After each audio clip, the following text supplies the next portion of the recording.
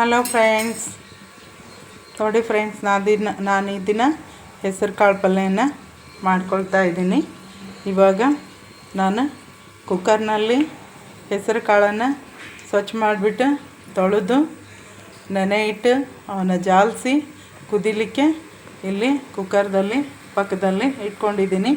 ಇಲ್ಲಿ ನೋಡಿ, ಮತ್ತು ಇಲ್ಲಿ ನಾನು ಒಗ್ಗರಣೆಗೆ ರೆಡಿ ಮಾಡ್ಕೊತಾ ಇದ್ದೀನಿ.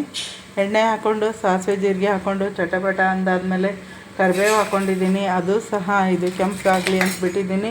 ಅದಕ್ಕೆ ನಾನು ಕಟ್ ಮಾಡಿ ಇಟ್ಕೊಂಡಿರ್ತಕ್ಕಂಥ ಈರುಳ್ಳಿಯನ್ನು ಹಾಕ್ತಾಯಿದ್ದೀನಿ. ನೋಡಿ ಫ್ರೆಂಡ್ಸ್, ಇದನ್ನು ನಾವು ಈರುಳ್ಳಿಯನ್ನು ಏನು ಮಾಡಬೇಕಪ್ಪ ಅಂತಂದರೆ ನಾವು ಈರುಳ್ಳಿಯನ್ನು ಬೇಯಿಸ್ಕೋಬೇಕು ಫ್ರೆಂಡ್ಸು. ಇದನ್ನು ಹಾಕ್ಕೊಂಡ್ಬಿಟ್ಟು ಚೆನ್ನಾಗಿ ಕಲಿಸ್ಕೊತೀನಿ. ಇದಕ್ಕೆ ಅರಿಶಿನ ಸಹ ಹಾಕ್ಕೊಂಡಿದ್ದೀನಿ ಫ್ರೆಂಡ್ಸು. ನೋಡಿ ಇಲ್ಲಿ ಈ ಕಡೆ ಹೆಸರುಬೇಳೆ ಕುದಿಲಿಕ್ಕೆ ಇಟ್ಕೊಂಡಿದ್ದೀವಲ್ಲ, ಅದು ಬೆಂದಿದೆಯೇನೋ. ನೋಡಿ ಬೆಂದ್ಬಿಟ್ಟಿದೆ. ಇದನ್ನು ನಾನು ಇಲ್ಲಿ ಪಕ್ಕದಲ್ಲಿ ಒಗ್ಗರಣೆ ಹಾಕ್ಕೊಂಡಿದ್ದೀನಲ್ಲ, ಆ ಒಂದು ಒಗ್ಗರಣೆಗೆ ಸುರ್ಕೊಳ್ತಾ ಇದ್ದೀನಿ.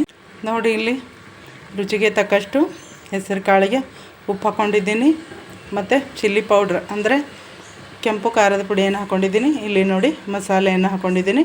ಇದನ್ನೆಲ್ಲ ನಾನು ಮಿಕ್ಸ್ ಮಾಡ್ಕೋಬೇಕು ಫ್ರೆಂಡ್ಸ್. ಮೊದಲು ನೋಡಿ ಫ್ರೆಂಡ್ಸ್, ಇಲ್ಲಿ ಸ್ವಲ್ಪ ಇದು ಹೆಸರು ಕಾಳು ಪಲ್ಯ ಕುದೀತಾ ಇದೆ.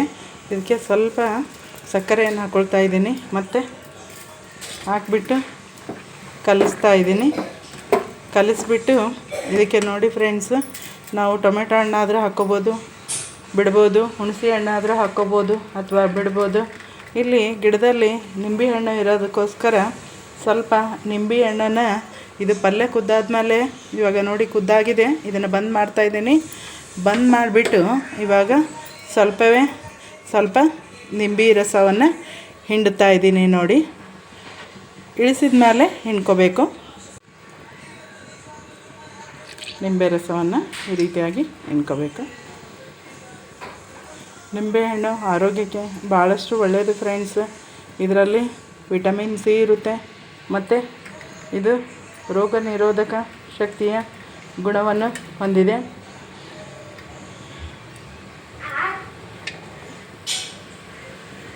ನೋಡಿರಿ, ನಾನು ಒಂದು ಪೂರ ನಿಂಬೆಹಣ್ಣನ್ನು ಹಿಂಡ್ಕೊಂಡಿದ್ದೀನಿ.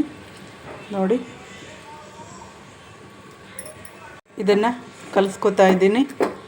ನೋಡಿ ಫ್ರೆಂಡ್ಸ್, ಹೆಸರು ಕಾಳಿನಲ್ಲಿ ಒಂದು ಐರನ್ ಕಂಟೆಂಟ್ ಇರುತ್ತೆ. ಈ ಒಂದು ಐರನ್ ಕಂಟೆಂಟ್ ಇದು ನಮಗೆ ರಕ್ತಹೀನತೆಯನ್ನು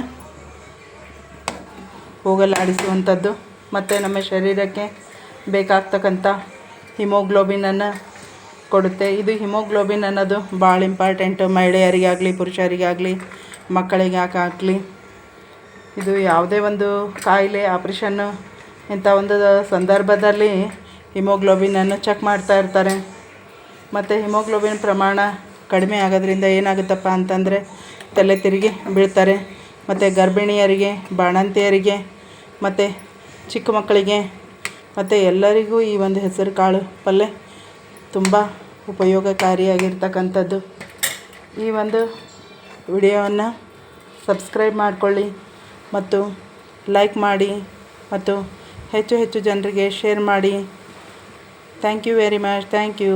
ಪುನಃ ಮತ್ತೆ ಬೇರೆ ವಿಡಿಯೋದೊಂದಿಗೆ ಕಾಣ್ಕೊಳ್ತೀನಿ friends. Thank you very much.